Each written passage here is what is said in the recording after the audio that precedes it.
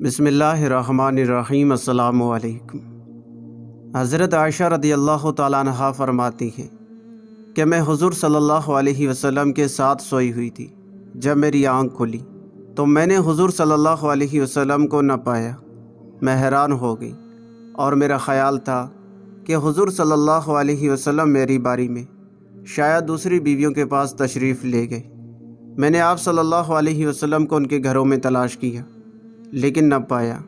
پھر میں حضرت فاطمہ رضی اللہ تعالیٰ عنہا کے گھر آئی اور دروازہ کھٹکھٹایا۔ آواز آئی، دروازہ پر کون؟ میں نے کہا، عائشہ، میں اس وقت حضور صلی اللہ علیہ وسلم کی تلاش میں آئی ہوں۔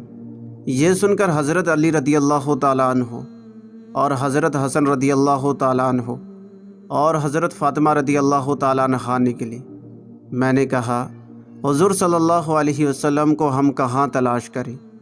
انہوں نے کہا، مسجد میں۔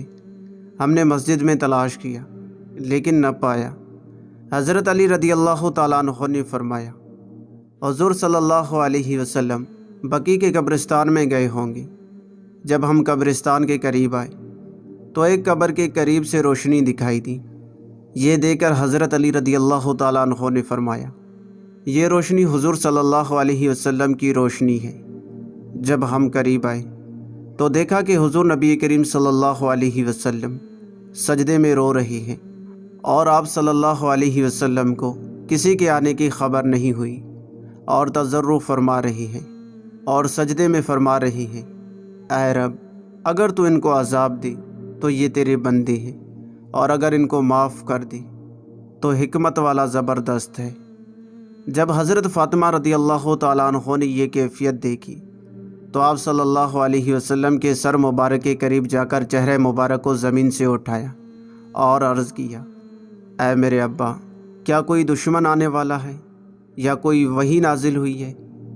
حضور صلی اللہ علیہ وسلم نے فرمایا، اے فاطمہ رضی اللہ تعالیٰ عنہا، نہ دشمن آنے والا ہے اور نہ ہی وحی نازل ہوئی ہے، لیکن یہ رات شب برات ہے، اس لیے میں اللہ سے مانگ رہا ہوں۔ پھر فرمایا، اے عائشہ رضی اللہ تعالیٰ عنہا، جب قیامت قائم ہوگی اس روز بھی سجدہ کروں گا اور اللہ تعالیٰ سے رحمت طلب کروں گا اور سفارش کروں گا۔ اگر تم میری رضامندی چاہتے ہو تو سب سجدہ کرو اور دعا سے میری مدد کرو۔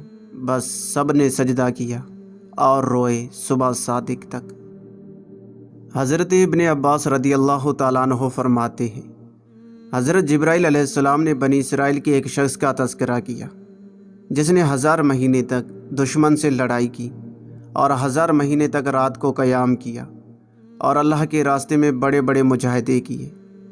یہ سن کر اصحاب رسول روئے اور عرض کیا، یا رسول اللہ صلی اللہ علیہ وسلم، اس کا تو بہت ثواب ہوگا۔ اللہ تعالیٰ نے حضرت جبرائیل علیہ السلام کو سورہ قدر کے ساتھ نازل کیا اور فرمایا، میں نے تجھے اور تیری امت کو لیلۃ القدر کی عبادت عطا کی۔ لیلۃ القدر کی عبادت شمنعون رحمۃ اللہ تعالیٰ علیہ کی عبادت سے افضل ہے۔ ایک روایت میں ہے کہ لیلۃ القدر میں 2 رکعت نماز اللہ تعالیٰ کے راستے میں 1000 مہینے لڑنے سے افضل ہے۔ ایک روایت میں ہے کہ جب حضور نبی کریم صلی اللہ علیہ وسلم کی وفات کا وقت قریب آیا تو امت کے فراق میں روئے اور غمگین ہوئے اور فرمایا، جب میں اس دنیا سے چلا جاؤں گا تو میری امت پر سلام کون پہنچائے گا؟ اس پر پریشان ہوئے۔ اللہ تعالیٰ نے سورہ قدر اتار کر آپ صلی اللہ علیہ وسلم کو تسلی دی کہ آپ صلی اللہ علیہ وسلم کے بعد فرشتے سلام پہنچائیں گے، آپ صلی اللہ علیہ وسلم پریشان نہ ہو۔ حضرت ابن عباس رضی اللہ تعالیٰ عنہ فرماتے ہیں کہ عاص بن وائل حضور صلی اللہ علیہ وسلم کو مسجد حرام کے دروازے کے پاس ملا، بات چیت کی اور پھر کفار کی مجلس میں آیا۔ لوگوں نے پوچھا، تو نے کس سے بات چیت کی؟ اس نے کہا، ابتر سے۔ لوگوں نے حضور صلی اللہ علیہ وسلم کے بیٹے ابراہیم رضی اللہ تعالیٰ عنہ کی وفات کے بعد آپ صلی اللہ علیہ وسلم کا نام ابتر رکھا تھا۔ یہ سن کر حضور صلی اللہ علیہ وسلم غمگین ہوئے اور پریشان ہوئے۔ اللہ تعالیٰ نے آپ کو تسلی دینے اور کفار کا جواب دینے کے لیے سورہ کوثر اتاری اور فرمایا اگر آپ صلی اللہ علیہ وسلم کا بیٹا زندہ رہتا ہے تو دو حال سے خالی نہ ہوتا، یا تو نبی ہوتا یا نبی نہ ہوتا۔ اگر وہ نبی نہ ہوتا تو آپ صلی اللہ علیہ وسلم کے لیے کوئی شرف و افتخار کی بات نہیں تھی، اور اگر نبی ہوتا تو آپ صلی اللہ علیہ وسلم خاتم النبیین نہ ہوتی۔ میں نے تیرا نام اپنے نام کے ساتھ رکھا ہے، حکمت میں، آذان میں، اقامت میں، نماز میں۔ تو ابتر کیسے ہو سکتا ہے؟ تیرے دشمن ہی ابتر ہیں۔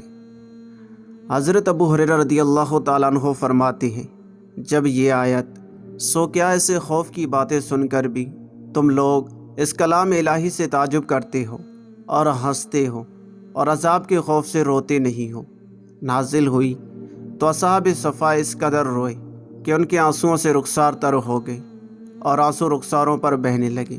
حضور صلی اللہ علیہ وسلم نے ان کو روتے دیکھا تو آپ صلی اللہ علیہ وسلم بھی ان کے ساتھ رو دیے۔ پھر ہم سب حضور صلی اللہ علیہ وسلم کے رونے کی وجہ سے روئے۔ پھر آپ صلی اللہ علیہ وسلم نے ارشاد فرمایا وہ آدمی جہنم میں داخل نہ ہوگا جو اللہ تعالیٰ کے ڈر سے رویا ہو، اور گناہ پر اصرار کرنے والا جنت میں داخل نہ ہوگا۔ اللہ پاک ہمیں بھی آخرت کا حقیقی خوف نصیب عطا فرمائے، آمین۔